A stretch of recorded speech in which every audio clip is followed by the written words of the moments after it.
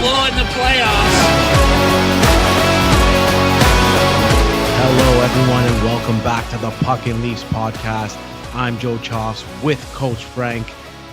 And, you know, Coach Frank and I, we hadn't recorded in a while because, let's face it, there just hasn't been a lot to talk about these last few months, especially August. Like the dog days of August, there's just nothing happening. And then lo and behold, Frankie, as we're kind of planning out what we're going to talk about, trying to fabricate things to talk about, the gift that is given to us, the signing of the franchise, Auston Matthews re-ups with the Leafs, 4 additional years at 13.25 per.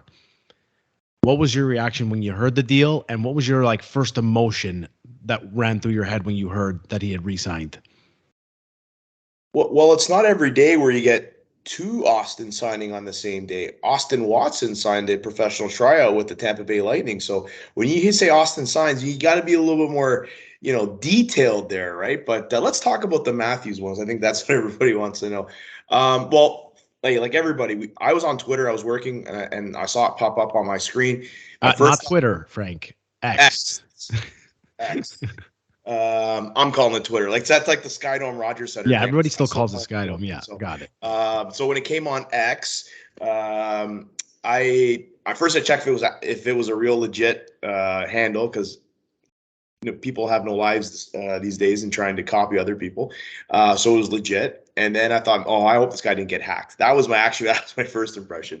But when it came out, and then when the Leafs put their tweet out, or their X out, relief. I think you can just call it relief. I think we've talked about this before. I think there was a very, very minute chance that it was going to be 8 years. So I was definitely expecting, I'll be honest, I was expecting 5. I was happy it wasn't 2 or 3. 4 is a mid deal. You know what? I'll take it. I'm not.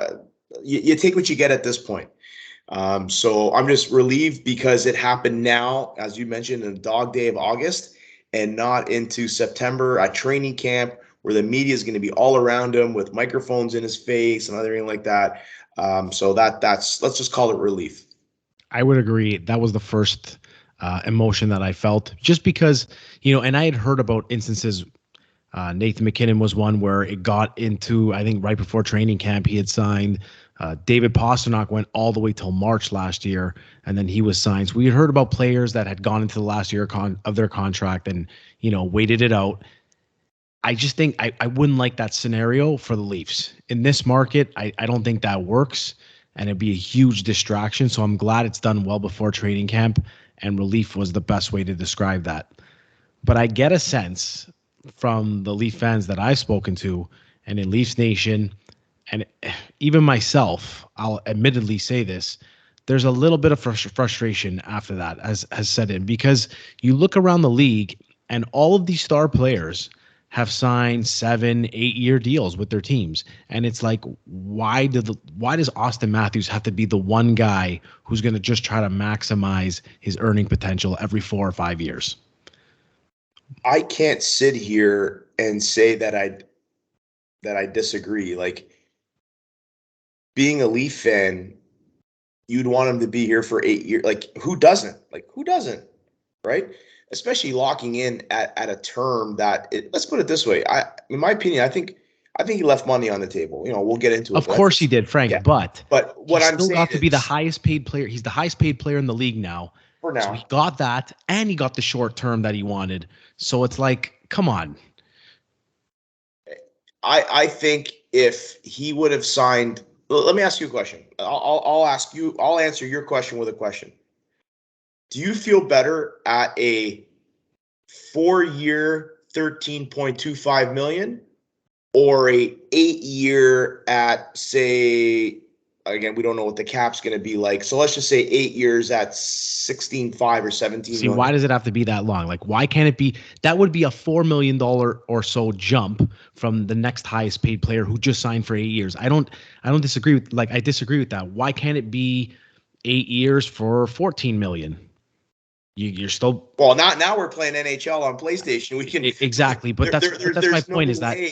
But Joe, what I'm saying is things that I've read and the model of Again, we're not talking about just AAV. We're talking about percentage of the cap. And if you want to talk about a comparison, you gave me the comparison to McKinnon. Undoubtedly, I'd say they're neck and neck with McDavid. I think it's arguable, right? But the thing is, McKinnon, although he's making lower than than Matthews, they're actually the exact same percentage of the cap. If you think about it, when I looked at the figures, they're the same percentage. So that doesn't bother me. Okay. What else? Other that something else. McKinnon's Frank signed for 8 years. He gave them 8 years at that percentage. I know. That's why I said I can't justify the term. I cannot justify the term. The only thing I can say is you look at a guy. Let's look at a guy like Bergeron. Okay, Bergeron. He had 2 contracts after his entry-level deal. He was there with Boston for 8 years, right? With Matthews, he's on his 2nd contract after his entry-level deal. He'll be there. It was 9 years now. We look at these kind of terms of like, oh, why 8? Why why not 8? Why 5? Why 4? He's still been here for 9 years. And the fact that we haven't won anything, we really beat that to a pulp, right? Like, who's to say he's not going to sign for another 4? I'm speculating, right? No, you know what's going to happen? He's going to be 31 at that time, and then he's going to want to sign for 8 years. But hold on and a second. At that point, I'm going to say, well, I don't want you at 38 years old making $15 million a year. But there you go. Now you're looking at it from a team standpoint. I can guarantee you, Trevor Living tried his best to get 8 years. 100% he did. But if you now look at it from the other side, I'm not saying Matthews is going to regress by 31. But you would have him from his entry-level deal at 18 years old all the way up to 31 years old. You would hope that for the next 4 plus 1 more year, because he's got his last year of his current deal, for the next 5 years, you have him at his very best, right? Prime years, for sure. Why the hell would you want to pay him another 8 years and go down the same road they did with Tavares?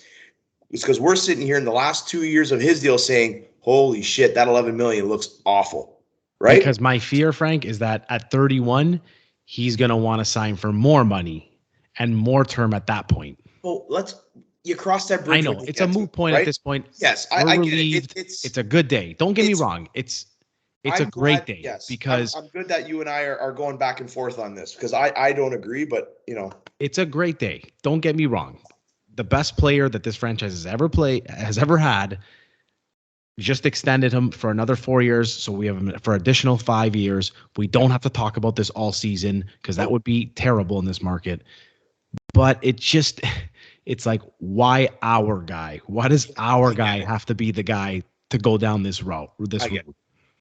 So that's my thinking behind it. But I'm sure glad he's staying. For me, I look is much better with Auston Matthews than it would have been without Auston Matthews. 100%. That's no debating. For me, I look at the impact of this now. Their window is still open. The last time we went down this road, Matthews and Marner signed after Nylander. Now, Matthews signed before Nylander. Let's leave Marner out of this because right now the focus is on Nylander. I find this kind of coincidental that Nylander just did this interview, and we'll hear it tomorrow. I think it's going to be released on the 32 podcast. Yeah. And Nylander kind of reassured everybody, like, even he's came out kind of said, it's probably going to get done at some point. Like, I don't know why everybody's worrying for. So either this was done in a while and they all kind of know this, but again, I think you and I can both agree he did leave some money on the table, Matthews. Will Nylander now do the same? And I can't say whether he left $2 million, $3 million, whatever it is, but can now the Leafs get Nylander under that $10 million mark, say 9.5, let's just say, knowing that Tavares is going to be up in a year, right? That $11 million is coming off the books because that's hell not going to happen. That they can actually now add to this team because, Joe, I don't know if you realize, but after this year, according to Cap Friendly, the cap rises to 87. If the cap rises to 87.5, the Leafs will have $33.4 million in cap space with 12 players signed.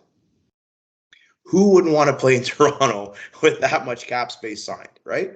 So I'm not going to start playing fantasy GM and stuff, but there is a method to this madness here, right? So that's where I'm kind of be like, all right, Willie, now put up or shut up, right? Matthews started the trend. Let's see what you got now. If he this city can very quickly turn on Nylander.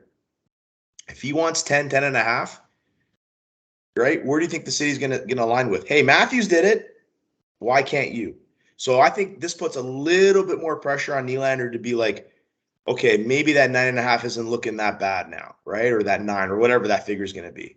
So that's where I kind of look at it now. And I actually, I tip my hat to Matthews for doing it. Because, hey, listen, Matthews, he could have been a real prick about it. He could have got 15.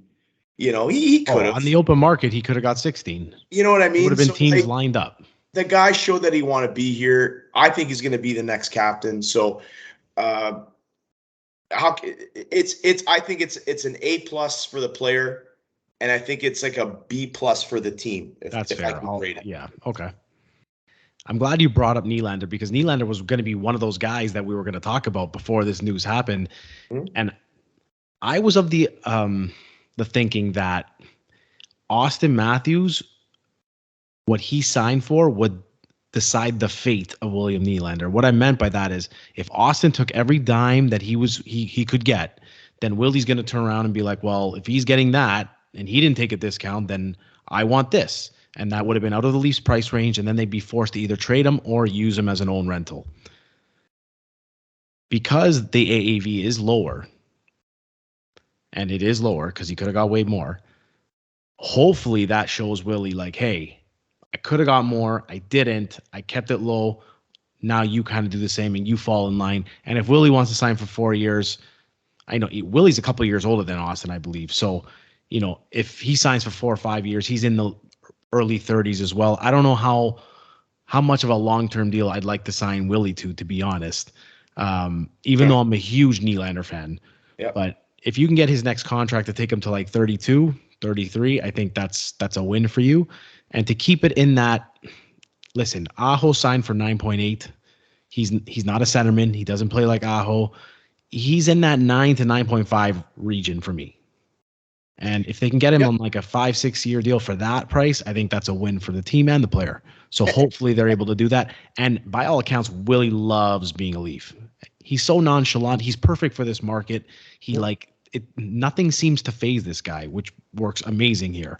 So you and I both, I know we'd love to see him get re-signed, and hopefully before training camp as well, so we don't have to answer and talk about this throughout the whole damn year. And I'll tell you too, if there are no trades or hypothetical trades that are quote unquote realistic that are out there where the Leafs can win, because they would lose the best player in the deal, in my opinion. So absolutely, these 2-for-1s or these, for futures and stuff. Yeah, because he's got 1 year left, Frank. He's got 1 year left. Exactly. So no one's going to pay a huge price for a guy that's got 1 year left on his contract. Unless it's a sign and trade, right? That's right, yeah. So I think, you got a guy like Nylander. I could definitely see the Leafs using him as their own rental in the Pasternak situation here. If it goes into the season, so be it. That's Willie bringing this on himself. So if that's what he wants to do, then it is what it is.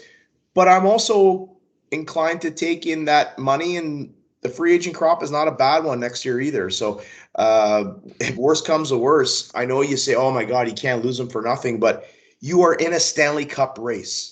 You did not sign Bertuzzi and Domi to be replacements for Nylander. They are additions to this core, not the replacements for William Nylander. The guys replacements for William Nylander are locked in, and there are other players. How many teams can you name in the league where Nylander would be your best player? Like quite a few of them, right? So you're not going to replace him.